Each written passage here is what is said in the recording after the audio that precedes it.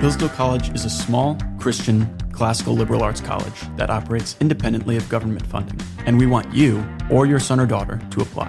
At Hillsdale, students grow in heart and mind by studying timeless truths in a supportive community dedicated to the highest things. Hillsdale College costs significantly less than other nationally ranked private liberal arts colleges and receives regular recognition as a best value, and nearly all students receive financial aid. Our robust core curriculum, vibrant student life, and 8-to-1 student-to-faculty ratio make for an education like no other. For more information or to fill out an application, visit hillsdale.edu/info. That's hillsdale.edu/info.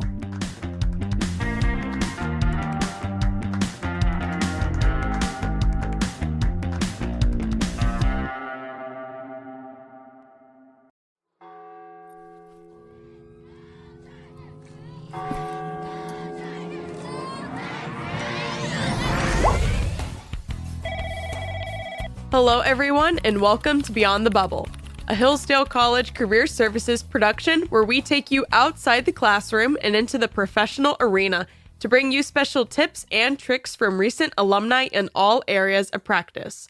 This show is part of the Hillsdale College Podcast Network. More episodes at podcasts.hillsdale.edu or wherever you find your audio. I'm Lauren Scott, and joining me today is Ben Murrey, a 2012 alumnus and the Director of Policy and Research at Common Sense Institute. Let's start off with a question about your current job. What does the day in the life look like? Day in the life. You know, I've been in my current role for 3 weeks. So I'm getting the hang of things.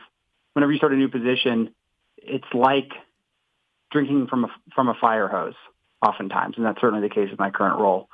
I am in a director position where I lead all of the research efforts for the organization. Now, we're a nonprofit think tank, so we do public policy research. We are in Iowa, so we do Iowa state-specific policy. Now, I currently am still living in Colorado, and I'm just getting up to speed not only on Iowa politics, but this new organization, how it operates, what the expectations are, all of those things, which is always a challenge. I think that's a good starting point. What did life look like for you after you graduated Hillsdale as far as securing a job? Interesting question. You know, I graduated in 2012, right near the bottom, let's say near the bottom of the Great Recession, right? It hit in 2008, but the economy continued to decline through 2010, 11. So we were just starting to come out of the Great Recession when I went into the job market. And I was very fortunate because a lot of folks my age who graduated around that time had to take unpaid internships just to get the experience to get a job, making very little money, you know, despite having a college degree. I mean, it was just a hard time to enter the job market. I was very fortunate because I was able to get on a political campaign right out of college. Now, I majored in politics, and I didn't imagine that I would ever work in politics. In fact, I swore as a student at Hillsdale that I wouldn't work in politics. People would say, "Oh, politics major. Oh, you want to work in politics?" No, I'm not going to do that. I just think the major is interesting. I like studying Aristotle. And my first job out of college was working on a political campaign, and then I've been in politics ever since. So, be careful what you say when you're a student, because you might just end up doing it. So tell me a little bit more about that political campaign and what kind of work you did and how it was like going from a politics major at Hillsdale to actually doing a job in politics. Yeah, another good question. You know, when I was a politics major at Hillsdale, I wonder how many other students can relate to this. I didn't follow U.S. or state politics hardly at all.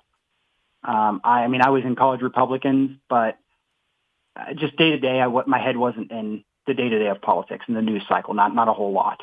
I really felt like I was in a bubble when I was a student. I mean, I was thinking about the texts we were reading, what we were studying. Having that politics degree from Hillsdale, I think, helped get me into the political world. What happened is I'm a native Texan, and after college, I came back to Texas. And at my church, somebody was connected with Ted Cruz's father, who is a pastor in the Dallas area.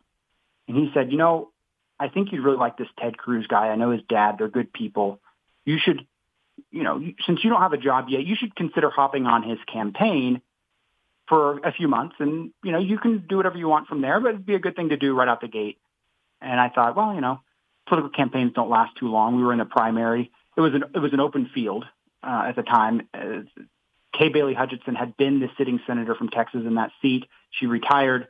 So the wide open primary. Ted Cruz was one of something like, 16 or 20 candidates. And he wasn't the one who was expected to win, actually. The sitting, The sitting lieutenant governor of Texas, David Dewhurst, was expected to win. And Ted Cruz came kind of as the underdog and ended up clinching the Republican nomination. I was on his campaign, and we won. We won the campaign, and so my career took off from there. It was very fortunate. How long were you involved in politics, and what did it look like when you were moving from one position to another? Yeah, I started on the campaign, like I said, but I actually started as a volunteer. So when I got connected with the people on the campaign, they weren't looking to hire anybody. I mean, a campaign, especially early on, before you've gotten the nomination, there's only so much money. But I just was willing to hop in, to volunteer, to be there every day. And fortunately, I was able to live with my parents, and I could afford to not be paid for a little while. That only lasted a few weeks in the primary. And after that, we went to a runoff with the top two candidates. And that's when they said, why don't you come on full time as the East Texas field director? So that's a typical, if you know the campaign world, that's a typical entry-level job where you're the field director doing grassroots work, phone banking, door knocking, organizing volunteers. I had never done that in my life, but they saw that I was eager and ambitious and willing to do it, willing to put in the work from my time volunteering. So I expressed interest, and when that position came available, when they needed somebody, I moved out to East Texas, and I got to work. And then from there, we won the primary, and they went on to the general election. Now, in Texas, if you win the Republican nomination, you're close to guaranteed to win the general election in a statewide election. Especially at that time, it's a very Republican state. So they didn't need me as a grassroots organizer in East Texas for the general election. They moved me to the campaign headquarters in Austin, and I worked on the operations team during the general election. And I helped with the transition from running for Senate to being a senator. The transition is, collecting revenue, or not revenues, but rather resumes. I say revenues. My head's in a completely different world because now I do state fiscal policy. So I'm thinking about state revenues all day. Resumes. We were collecting resumes for potential chief of staff, deputy chief of staff, these roles, and helping filter that. I ended up doing that after he was elected, and we were in the transition. So I helped with the transition. And then Ted Cruz invited me to join him on his Senate staff after that. And then, being in the U.S. Senate early in my career, just six months out of college, was a great way to start and a launching board to other opportunities. How did your work with Ted Cruz aid you in your job position that you hold now, or even the job that you moved on to after you were done working for Ted Cruz? It's interesting. I think that the role I'm in now I will benefit in the role I'm in now from my experience in Ted Cruz's office more than I did in my previous role. In Ted Cruz's office, I was on the legislative staffer track, let's say. So I started off in the Austin office, in the state office for about 6 months. The reason for that is because senators in D.C., when they're freshmen, when they're starting out, don't have an office yet. Not really. They're in a basement, temporary office. It's very small. Since I was already living in Austin, they said, hey, why don't you hang out, work in the Austin office for 6 months while we get our office set up. So the week they got into their new office, their big office, I moved to D.C. and I started off as a junior legislative staffer. The position is called Legislative Correspondent. Now, for anybody listening who knows about Capitol Hill and how it works, it's a lucky break to be just barely 23 years old. In fact, I moved the week of my 23rd birthday. I moved to D.C. it's a lucky break to be 23 years old and have a position as a legislative correspondent in the U.S. Senate. That's, it happens, but it's a pretty good way to start off. And I stayed as a legislative staffer. I was legislative correspondent. I was the correspondence manager, actually, for a while, legislative aide for Ted Cruz. I stayed in that legislative world for about 7 years with Ted Cruz. So I did had a lot of experience doing public policy. Now, my issue areas were energy policy, but primarily for most of the time it was tax, budget, appropriations, economic policy. And from there, I went on to be the Fiscal Policy Center director for a think tank in Denver, Colorado called Independence Institute. It turned out that role ended up being a lot more public-facing, a lot more political in a lot of ways than my current role. It was policy-heavy as well, but it wasn't as research and policy-heavy as my current role. When you're a legislative staffer for a senator, you're doing a lot, but you're not public-facing. You might write op-eds, but you're ghostwriting op-eds for your boss, for the senator. You might do some public-facing things, but it's not in your name. It's to support doing something that the senator will have in his name. So in a lot of ways, the research and the policy work I did in the U.S. Senate translates more to my current role, where I'm doing policy and I'm the director of policy and research. But it was certainly a good springboard to have done that federal tax, budget, appropriations, economic policy into what I'm now doing at the state level. So you studied politics and German while you were a student at Hillsdale. What else were you involved in? I was in the swing club. I think a lot of people do that. I did that at some point. Thinking back, college Republicans. And I was very involved in my church. I went to Pine Ridge. That's where, I lived at. I don't know if this is a thing anymore, but I lived at the Donnybrook. It was an off-campus house. I think it's a college-owned house now, behind Simpson. But I lived on an off-campus house in a junior and senior year, and I was really involved in off-campus house stuff, whatever that means. We had fun things going on at that house at the time. I mean, I know things change over time, but we were the house that had poetry night, and we'd have professors over to read poetry, and that was a once-a-week thing that we did. We would throw off-campus parties, not crazy parties, Hillsdale parties. We'd play music, bluegrass music or something. People would pull out guitars and fiddles, and we'd sing, and just fun stuff, off-campus stuff. That's a lot of what I did, believe it or not. I wasn't one of those guys who was in a fraternity and super involved in everything on campus. I focused on academics. I had a couple things I was involved in, and I was what do they call them when you're not in a fraternity? Independent. I was independent. Yes. Yeah, probably pretty typical independent life, So you studied politics, which obviously aided you in many ways with your career, but you also studied German. So would you be able to speak to the importance of studying a language, or perhaps just a subject in general that may not seem like it has an immediate use, but it's still valuable and important to learn? Yeah, I studied. I did do a study abroad semester as well. I didn't mention that. I went through the German study abroad program through Hillsdale for one semester. I think learning a foreign language is very valuable in general. I actually learned German before I was at Hillsdale.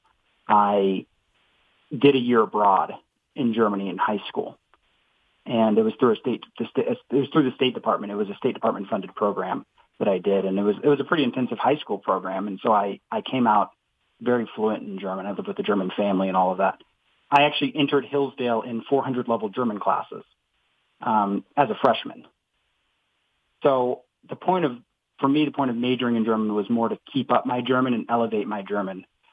For a lot of people, when they go to Hillsdale or any university in America nowadays and learn a foreign language, they're actually learning the language. And then maybe as a junior and senior, they're reading literature.